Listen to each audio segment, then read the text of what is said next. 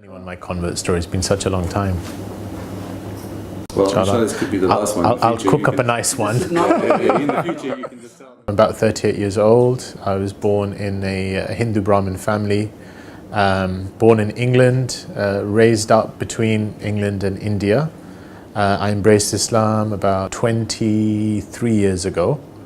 I was 15 at the time. 15, 16. My uncle had died in very tragic circumstances around about the age of 15. And in the Hindu tradition, the eldest son has to perform the final funeral rites.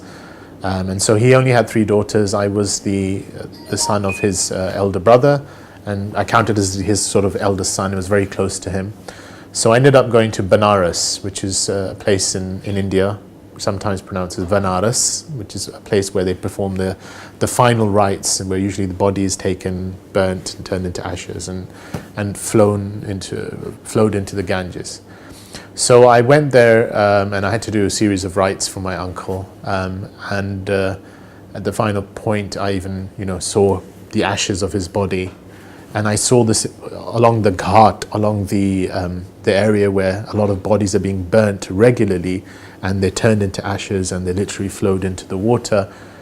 It kind of struck me that life is, at least the way we think of it, is very impermanent.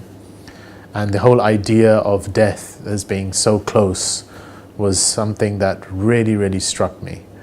And so from the age of about 15, I started looking into what death means in other traditions and the afterlife. And being a Hindu, I looked into my own tradition first, and the whole idea of rebirth and karma and so on was something that I was looking into. And then I started looking into other religions, Judaism, Christianity. And one of the things that I always held on to was that there's lots of different paths. All these religions are fine as long as anyone takes a religion, and they're all reaching to God at the end. Until I came across Islam, and Islam was probably the last possible religion I would have been looking at, partly because in those days, now it's probably 10 times worse, but in those days they had a bit of bad publicity, and I remember reading a couple of Reader's Digest articles, which was the book that often used to have a few things about real life events, and they'd have these real life stories, and they'd often have a bad story of somebody being forced to wear the hijab, or anyway, cut a long story short. When I started looking at Islam, what struck me was it didn't appear what it should have appeared to be.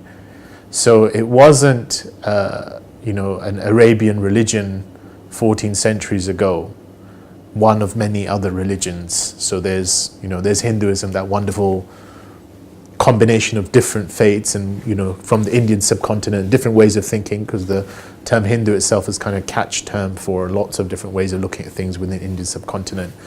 And then you had Judaism, which is kind of the people of Judea, the people of Israel, the tribe, and so on. And Christianity generally centering on the person of Christ and what happened, and the idea of his redemptive sacrifice. But Islam was kind of giving a more broader message. For starters, the Prophet Muhammad, who's, at least to my mind, seemed the founder of Islam, is not mentioned in the Quran apart from 3 times. And the Quran's got a whole chapter on Mary. Well, she's not Arab, technically, in my mind. And then there's Abraham popping up, and Noah popping up, and Jesus popping up. And what's that got to do with, Arabia at that time? And then a different narrative started emerging. So the first narrative I had was there's lots of different paths, everyone's going to God. And then a different narrative emerged, which is God is one, and the essence of his path of submitting to that oneness is one. And he has been sending different messengers to each and every nation from the beginning of time until now. And that was, Adam was the first. And that religion, for all intents and purposes, in Arabic could be called Islam, or that way could be called Islam, but that is the one path, that is the path of God. And it's broad enough to accommodate these various things. And when I struck that, it was kind of, whoa. Now this is a challenge, Because I could sit back in my comfort zone and say, there's lots of different ways and we're all one big happy family and all you need is love, and all of that stuff. And, Bob Marley's one love, one life, and all that stuff. But then I've got this message saying, this is it. This is the truth. And this is just the final embodiment. But that truth has been coming from the beginning of time, and it will keep coming because that truth is the message of the cosmos. That truth is the message that's being shown to you over and over and again. And so then it was a bit of a thing. That doesn't fit the Islam that I'm reading in Reader's Digest, or today they could just say the Islam that you see on television, or the Islam that is constantly being bombarded. It's a deeper Islam.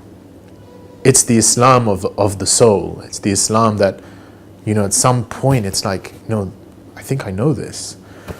And so that process, initially it was a kind of a, how do I debate with this? And I had a couple of friends at school who started to get more into their practice of Islam. And so I used to often debate with them women's rights and, violence in Islam and all my little things. And I was quite good with words, so I found that I would win the arguments, but when I left them and I went home, I would lose the debate. Because at some point I knew that I was winning with points, but there's a deeper level of conviction that had started to rise in my heart about what's being said. And so the whole process just kept going, and I feel looking back now, God sort of created a conflation of events that were happening at that time. And I was being exposed to Islam in different, people close to me. So my school teacher, she actually embraced Islam. And it was just, my life changed after that. But, later on I heard that, there's that whomsoever Allah wills to guide, He gives them expansion. He expands his chest lil Islam, he expands his chest for God. And sometimes there's a term, I think it's called yuqallib, to literally turn a person. And that was my sensation. I literally felt I was turned and I was span, and it was like this sense of expansion. So, yeah. And then what was really interesting is the next day when I told people I wanted to become Muslim, and I said what I did, the way you become Muslim, it was just a coming home. It's like, oh, this is me. This is a part of me. This is what I've always known somehow, somewhere I should be doing.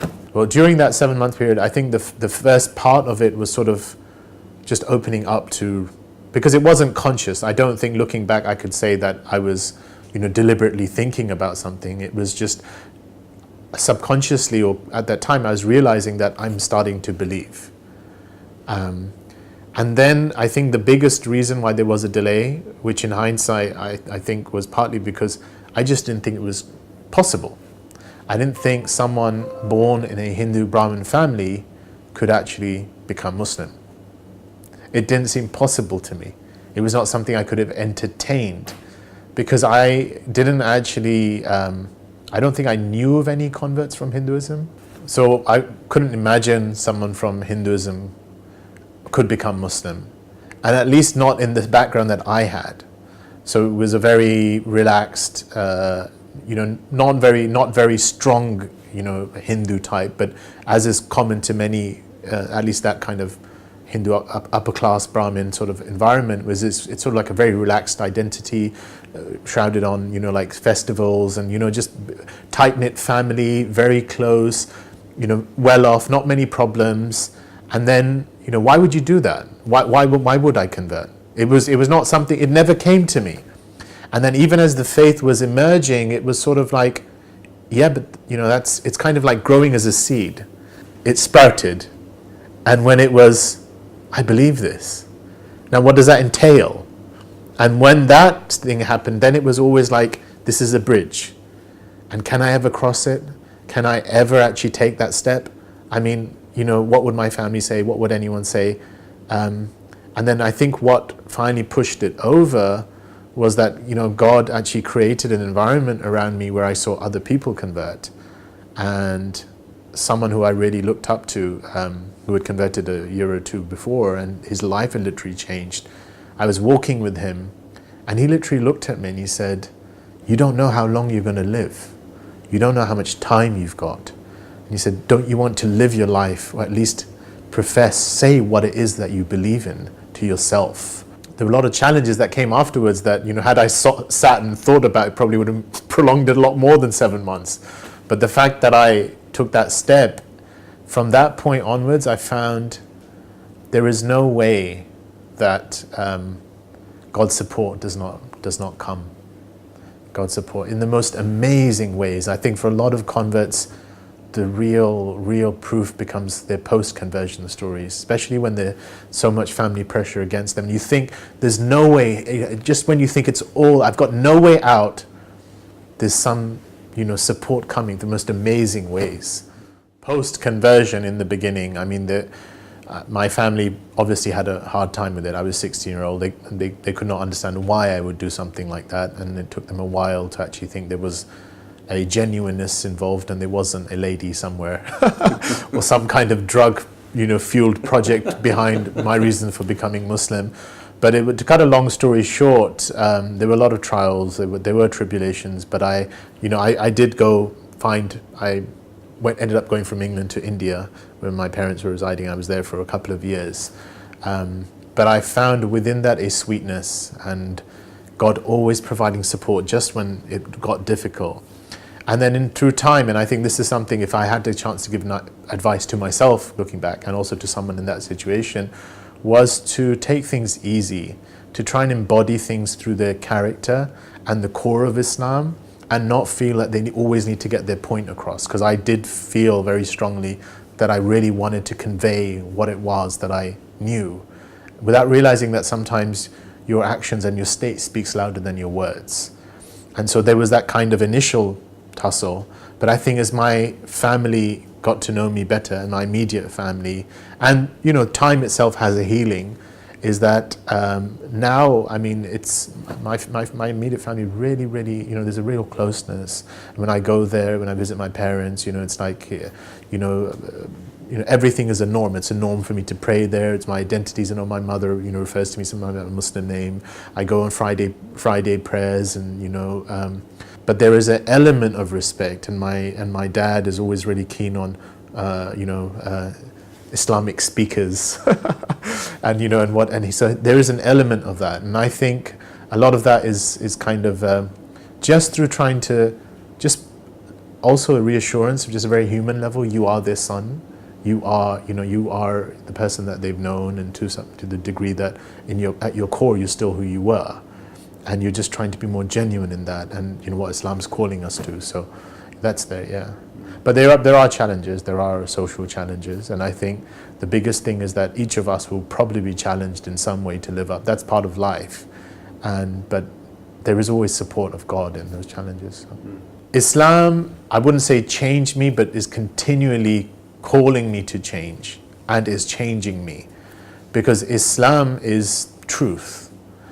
And I think looking back at the age of 16 when I did decide to become Muslim, was that the first thing was, it was just liberating to know that there is a truth out there, that there is a point to life.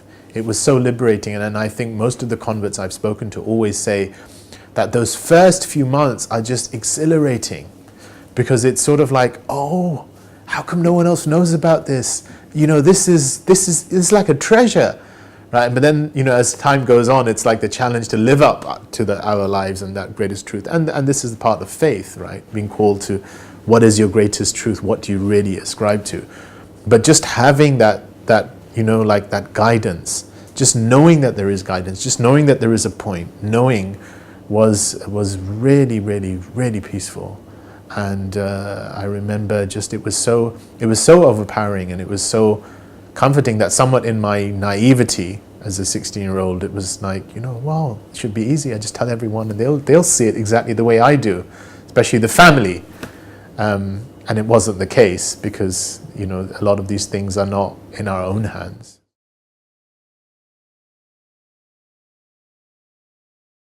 I asked you to ask yourself, what's the deepest form of acceptance? The deepest form of acceptance is the acceptance of the truth you know from your core. And that's what embracing Islam is. It's about being true to the core of what's asking for us to be accepted.